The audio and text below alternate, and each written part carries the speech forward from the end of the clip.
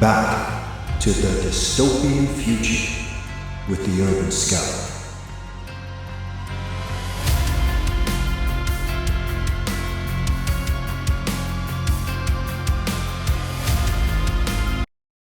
Welcome to the first installment of Back to the Dystopian Future. In this series, we look at movies, television shows, and books from years past that accurately predicted the world we now live in, and even more frighteningly, predict the world in the years to come. The dystopian future genre is by far my favorite. On top of the great original storylines and incredible creativity, there is always a message. Rather, a warning of things to come. It has always been fascinating to see how accurate those warnings were. Before we dive into the first film, let's get an accurate and thorough understanding of what we mean by the term dystopian future. By understanding the word dystopian, which comes from the word dystopia, we need to first understand the word utopian, which comes from the word utopia. Computer, please give the definition and history of the word utopia. Utopia. Utopia is a combination of two words, from Greek ou, meaning not or no, and topos, meaning place. Together it means no place, or not a place. A utopia typically describes an imaginary community, or society that possesses highly desirable or nearly perfect qualities for its members. The word utopia was coined in 1516 from ancient Greek by the Englishman Sir Thomas More for his Latin text, Utopia, describing a fictional island society in the New World. It literally translates as no place, coming from Greek, and meant any non-existent society. However, in standard usage, the word's meaning has shifted and now usually describes a non-existent society that is intended to be viewed as considerably better than contemporary society. However, it may also denote an intentional community. In common parlance, the word or its adjectival form may be used synonymously with impossible, far-fetched or deluded. Hypothetical utopias focus on, amongst other things, equality, in such categories as economics, government and justice, with the method and structure of proposed implementation varying based on ideology. Thank you. Now please give the definition and history of the word dystopia. Dystopia. Once again we have two Greek words. First word dys, second word topia. Dys, prefixing denoting bad, ill or evil quality, impaired function or difficulty in performance. And topia from topos meaning place. Together it means evil place. A dystopia is a speculated community or society that is undesirable or frightening. It is often treated as an antonym of utopia, a term that was coined by Sir Thomas More and is the title of his best-known work, published in 1516, which created a blueprint for an ideal society with minimal crime, violence, and poverty. The relationship between utopia and dystopia is in actuality not one simple opposition, as many utopian elements and components are found in dystopias as well, and vice versa. Dystopias are often characterized by rampant fear or distress, tyrannical governments, environmental disaster, or other characteristics associated with a cataclysmic decline in society. Distinct themes typical of a dystopian society include complete control over the people in a society through the usage of propaganda, heavy censoring of information or denial of free thought, worshipping an unattainable goal, the complete loss of individuality, and heavy enforcement of conformity. Despite certain overlaps, dystopian fiction is distinct from post-apocalyptic fiction, and an undesirable society is not necessarily dystopian. Dystopian societies appear in many fictional works and artistic representations, particularly in stories set in the future. The best known by far is George Orwell's 1984, published in 1949. Other famous examples are Aldous Huxley's Brave New World, published in 1932, and Ray Bradbury's Fahrenheit 451, published in 1953. Dystopian societies appear in many subgenres of fiction and are often used to draw attention to society, environment, politics, economics, religion, psychology, ethics, science, or technology. Some authors use the term to refer to existing societies, many of which are, or have been, totalitarian states or societies in an advanced state of collapse. Dystopias, through an exaggerated worst-case scenario,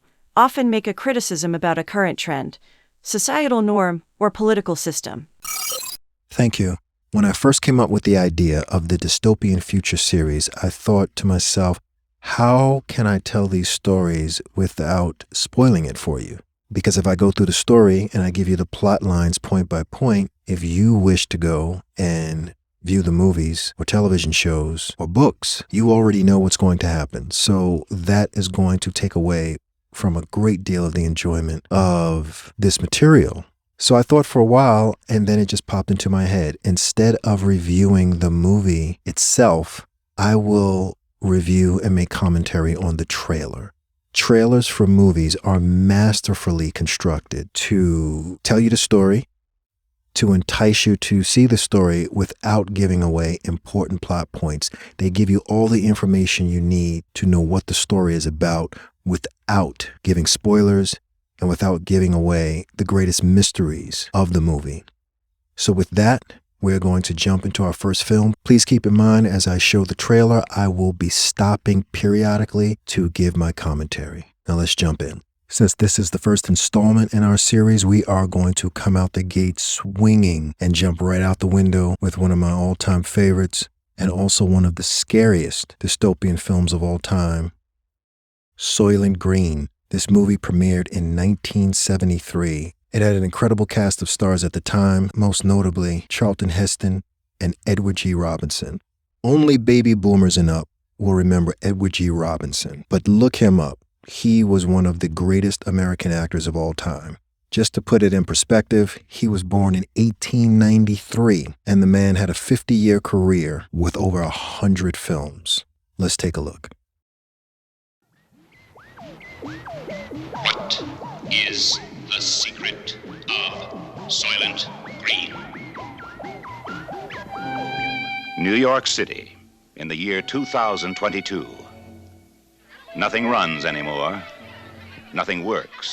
Okay, let's stop right there. We didn't even get 60 seconds in, and this is already the most horrific horror film ever created. New York City in the year 2022. They released the film in 1973. And what are the chances that it takes place in the year 2022 in New York City? They say nothing runs anymore, nothing works anymore, and people are the same. People are lining up to get water and food. This doesn't seem like a movie to me. This looks like a documentary or the news. During the pandemic, they had to have the police outside to keep people in control at the supermarkets. People had to line up for hours to go into the supermarket. The fact that these people saw these issues back in 1973 regarding water, we didn't even have the technology and the sciences to look at the climate. We didn't have the droughts. We didn't even have the pollution that we have now, but they knew where the world was going. But the people are the same, and the people will do anything to get what they need. This is the police. What they need most is Soylent Green. The supply of Soylent Green has been exhausted. Return to your home.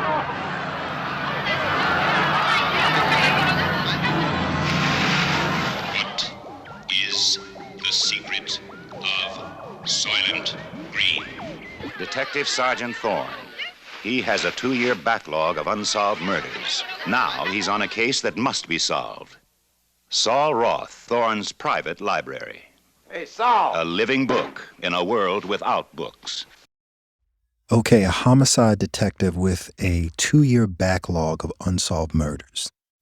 So it's obvious that in 2022, crime is rampant and out of control, and the municipalities, including the police department, don't work. As they said, nothing works. And then there's his older friend, the living book. The books are outlawed. Very interesting theme among dystopian films that many of them have this through line that the books have been destroyed. The most obvious, The Book of Eli with Denzel Washington. It's in the title. The book was the key to everything. Have some pencils, courtesy of your next assignment.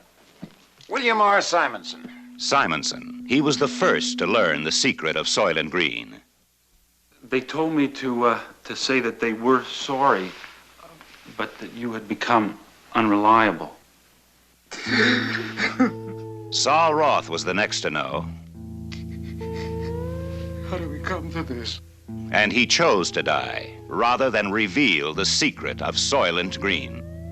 What is the secret of Soylent Green? Why did you set up Simonson? I didn't. Cheryl. See your hands. Officially, she's furniture. She comes with the apartment. She belongs to the tenant. How many times you been in trouble with the police, Cheryl? Never. Can't hear you. Never. Okay, let's stop right there. I want to make sure you heard that. The young, attractive woman is the furniture of the apartment. She comes with the apartment and belongs to the tenant. She's not a maid. She's not a slave. She is the furniture of the apartment. Apartments were so hard to come by, and so many people were homeless that young, attractive women became furniture to have a place to live. And then when the tenant got evicted, it went to the next person that owned the apartment. Think about this. I have never seen this before in any film, this concept. And this is how they dealt with overcrowding and homelessness. The woman was the furniture. That's what she did to survive. Let's continue. Never. Captain Hatcher. First, he wanted this case solved. Simonson. What do you say? It was an assassination. Now, he just wants it Who closed. bought you? High and hot, and they want this case closed permanently. Their way. Now, you sign this. You sign it! Dorn refuses to close the Simonson case. Just do what you have to do.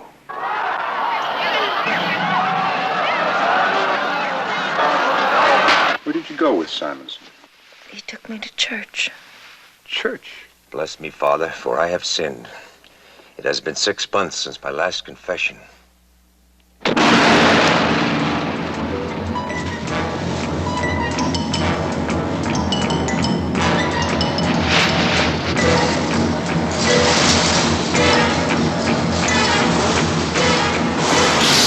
Charlton Heston, Edward G. Robinson, Chuck Connors, Lee Taylor Young, Brock Peters, Paula Kelly, and Joseph Cotton fight for survival and try to solve the most bizarre riddle ever to face mankind. The search for the secret of Soylent Green.